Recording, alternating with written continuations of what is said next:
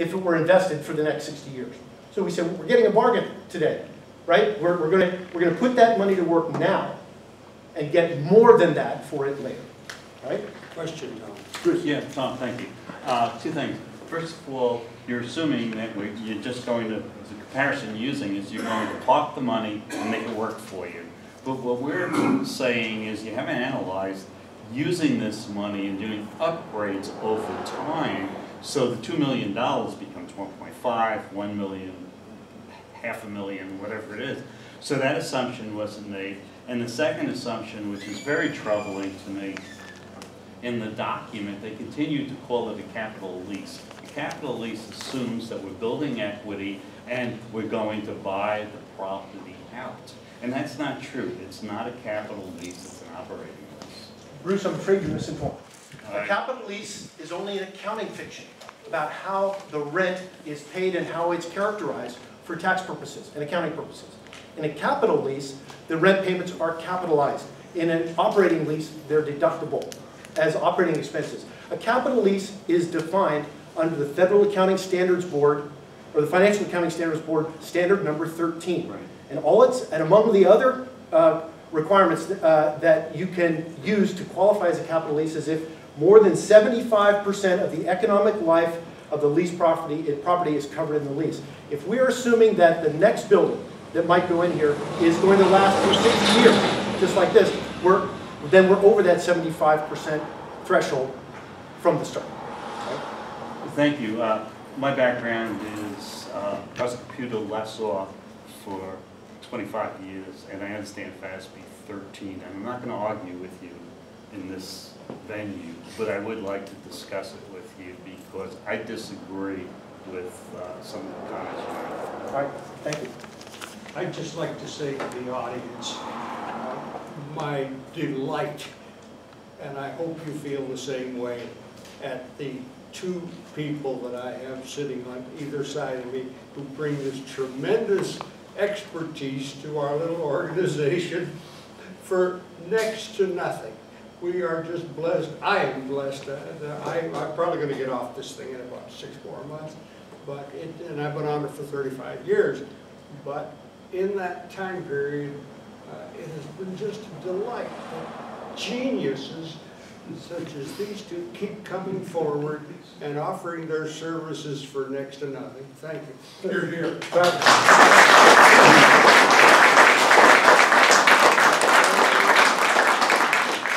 Frank embellishes shamelessly. Let me just go on with this, and rather than bask in the glow of those comments. The next, I'm sorry, Evelyn? I just, maybe a standard lease might be 20 years.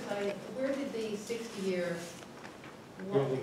where did that come from? In terms of not the building, which I'm thinking that in terms of the fire protection districts needing to lease space, why 60 years? We'd like to have an operation here perpetually. If the next building lasts as long as this building, 60 years from now, we'll have to do this all over again. So we chose 60 years to match the current life, which is ending of this building. But given that the standard lease for something you're looking for might be less, would be, let's say, 20 years, why choose 60 years? Just because the building itself will last 60 years? How do you know you wouldn't want to move to another building in 20 years? I'll get to that, okay. if I can. I have a question, I'm sorry. Yes. 2 questions, actually. One is, you said that you would use the fire district, I believe, use the pool for training. What would you mean, training for what? How often would you do it? Okay, we have a very active fire pumps program. We have 27 pumps scattered around. Each person that takes custody of one of the pumps, we have 5 more people getting pumps this summer, has to participate in a training session here at the pool that's run by the fire department and by us, teaching them how to use the pump, how to care for the pump, and then we actually operate the pump. We squirt water all over the place. That's what we use the pool for. The fire department's also talked about using the pool for other, some of their activities as well, and we could be the conduit for doing that.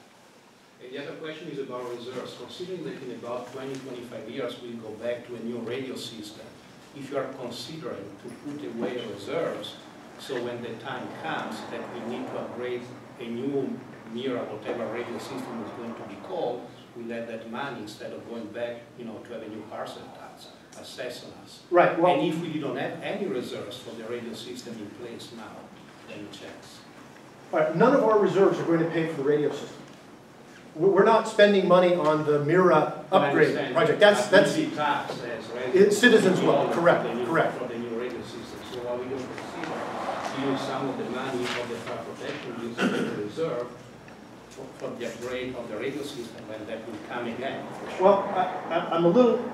It's a suggestion. I appreciate that. I'm a little reluctant to consider spending Sleepy Hollow reserves on a countywide radio system, right? The money came from Sleepy Hollow. We'd like to put it back to work in Sleepy Hollow rather than spread it around the county to support a system, especially a system that all the taxpayers of the county are being asked to support financially.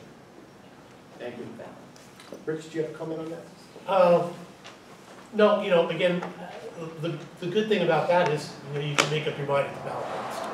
If it's not something you want to spend money on, then you can vote no. Let me just say a couple of things about the reserves. Some of this may be repetitive from the prior meeting.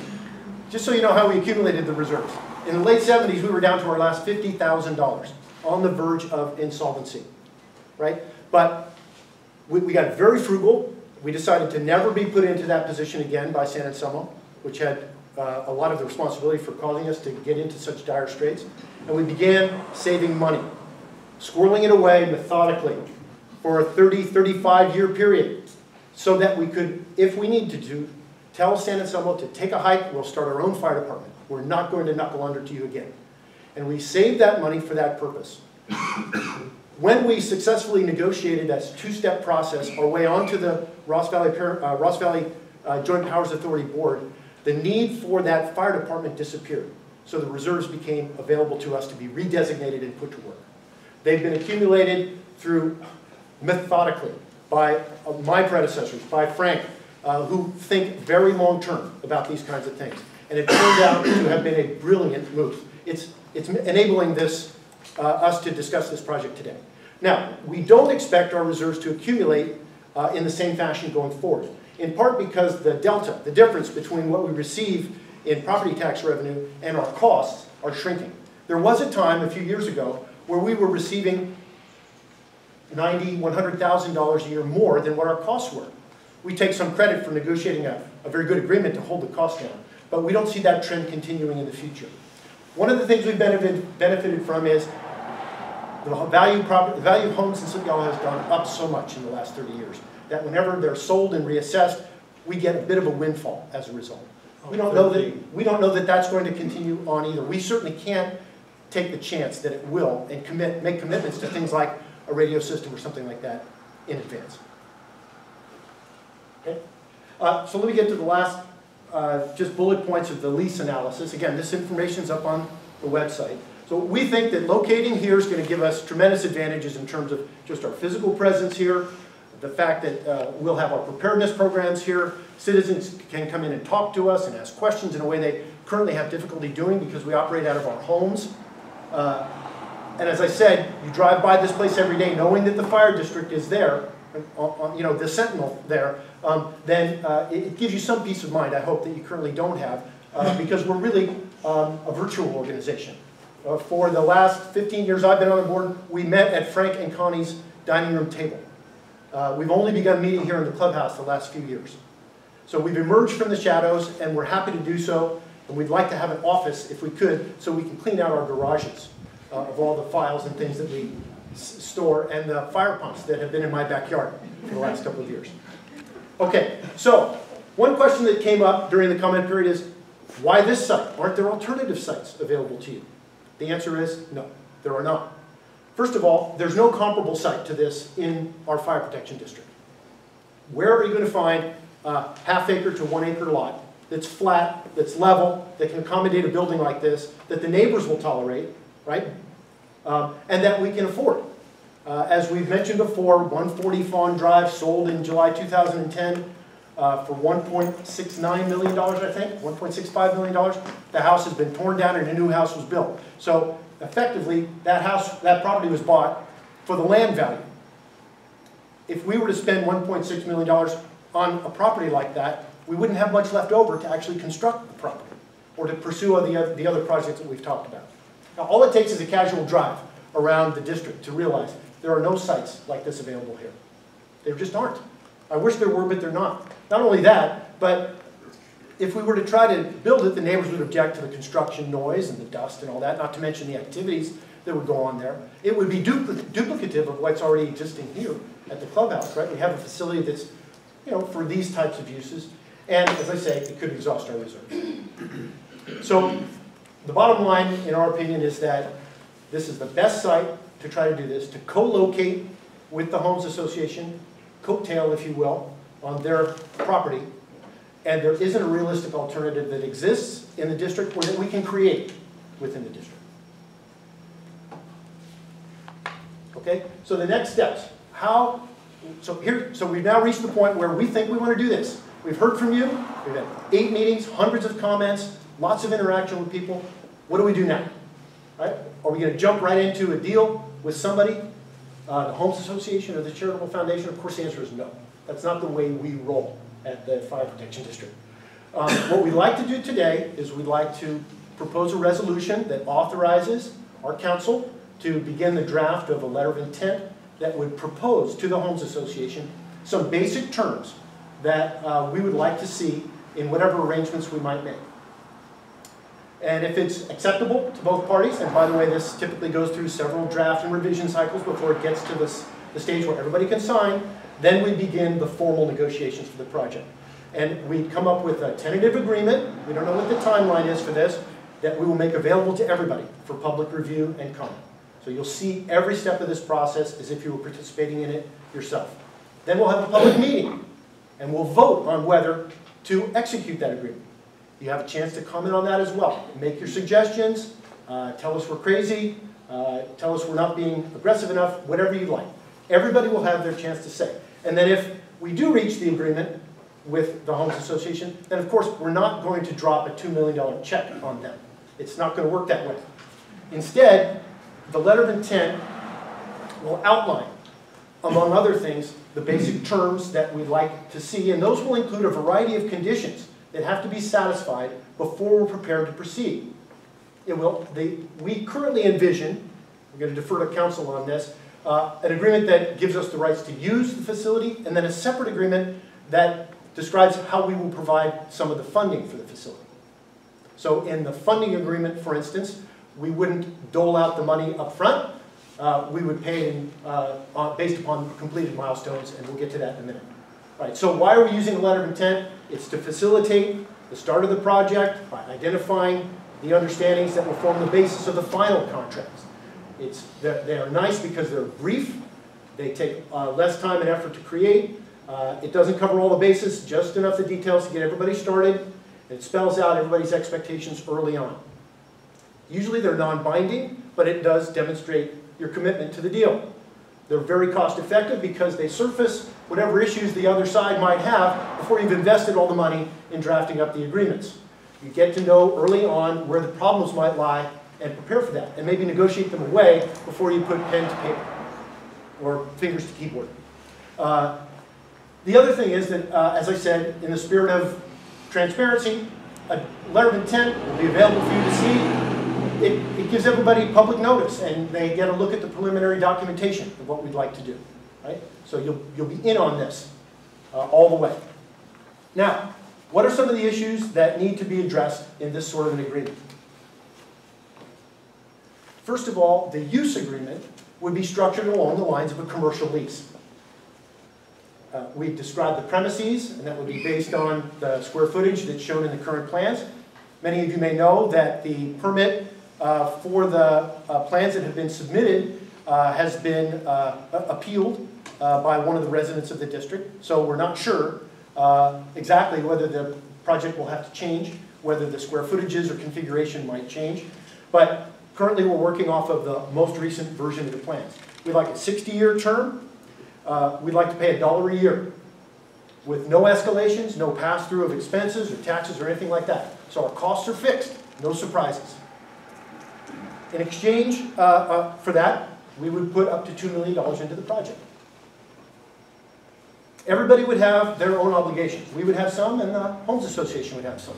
For instance, especially with respect to maintenance and repair, we maintain the non-structural portions of our premises. The Homes Association would maintain and repair the building, the structural portions, all the public portions of the building, that sort of thing. Very customary. Before we disperse any funds for construction, we require an operating plan furnished to us by the Homes Association, showing us that for the next 10, 15 years or so, they have a reliable source of revenues that they can use to maintain the building and satisfy their obligations. They are working on that now. I've been told various drafts have been prepared. They've been consulting with outside experts. We won't proceed until we get one that satisfies us. Of course, we need the utilities, power, electricity, that sort of thing on an on-demand basis, especially because we might have to operate as a shelter 24/7. Some of the other key conditions is that we'd ask the Homes Association to hold us harmless if there are any problems here with respect to the building, since they're effectively going to be the landlord. Then we have some key conditions, as I mentioned, one of which is the operating plan that we have to have before anything happens. We want to see the Homes Association implement their resolution about people who don't live in Sleepy Hollow but within the district still having rights to use the facility at no charge, and to be able to join the Homes Association if they wish. Actually, no, they have the right to use the facility. They wouldn't become, they wouldn't be as if they were Sleepy Hollow residents. And we also, of course, need to know that the building, that the permit is going to survive the CEQA challenge. If the challenge is successful and the project is terminated or is radically revised, then we're back to square one. Some of the other key protections are the customary insurance and indemnification provisions in there, so that we can allocate the risk between ourselves and the Homes Association based upon what's right and what's fair. And of course, we look for special bankruptcy provisions that would give us a lien on the property that would be secured by the land and the personal property that the Homes Association has here, and that would get priority in the event of a bankruptcy by the Homes Association. Because you can see we're thinking of most of the worst case scenario possibilities, and we'll provide for those in the agreement. Our counsel is here today, and I can tell you this is not her first rodeo. She does this for a living and knows exactly what needs to happen in order to protect the fire protection district. Just continuing on with some more of the details on the construction loan agreement. Will be structured as a construction loan agreement. We disperse the money on a back-end loaded basis. So they can only withdraw funds that we make available to them at specific milestones that they've completed on the construction process, and only if the costs aren't exceeding the budget. Right? We're not going to pay for overages. We want them to employ a competitive bidding process. We want to have the right to veto the contractors or the subcontractors, any change orders. If to the extent prevailing wage laws and things apply, those are all going to have to be complied with. And hopefully those will form the touchstones of what we're going to propose to the Homes Association. They have their own counsel, and they have a committee, a subcommittee, I believe, of their directors who's prepared to engage in this process with us. Now, how long this might take is really a function of how close we get with the letter of intent. If we're on track with the letter of intent, this may fall into place fairly quickly. If we have disputes between us or misunderstandings, then we're going to be doing some butting of heads, negotiating, horse trading until we get to what we want. Or if we don't, no project. We won't participate. We're perfectly prepared to walk away if we don't get the protections that we want and the terms and conditions that we need. Okay, Rich? Anything else? Fred? I'm happy. Okay, so yeah, when you say that the district will expect non-homeowner association members to have access to the facility, you mean that in case of an emergency or on a daily basis? On a daily basis, to the extent that they're using the facility for fire protection district-sponsored activities. So related to the fire. In an emergency, let me repeat something we said in April. In an emergency, no one's checking anybody's membership cards. In fact, we're not even going to be limiting, if necessary, the facility to people from Sleepy Hollow. If there's a big fire in the Cascades in Fairfax and they call us and say, we need to put 50 people over there for the next 2 nights, guess what? It's a public building then, you can do it. Right? Now, we're not going to do that at our complete discretion. We need to get the emergency management authorization to do it. So You know, we're not just opening this up to the world. It's not going to be a homeless shelter, anything like that. It's going to be used for emergency purposes.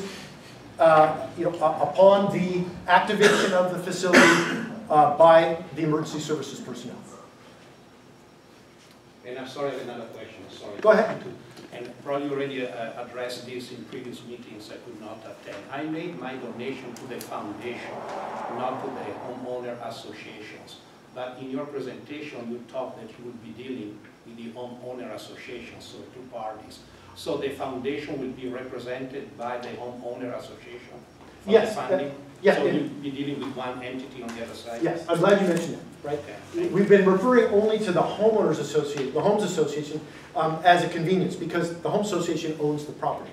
But it's our understanding that the homes association and the charitable foundation have agreements between and among themselves about who's going to manage the project and how the funding that's been attracted by the charitable foundation will be transferred into the project, either via the homes association or through some other mechanism. So yes, we're expecting to deal with both of those entities, but just for shorthand purposes, we just refer to the homes association. Okay. All right. So now, yes, Evelyn. Does three of you intend to resign from the homes association in order to avoid the appearance of a conflict of interest in this negotiation? No. Good. Okay, so now we've reached the public comment and question phase.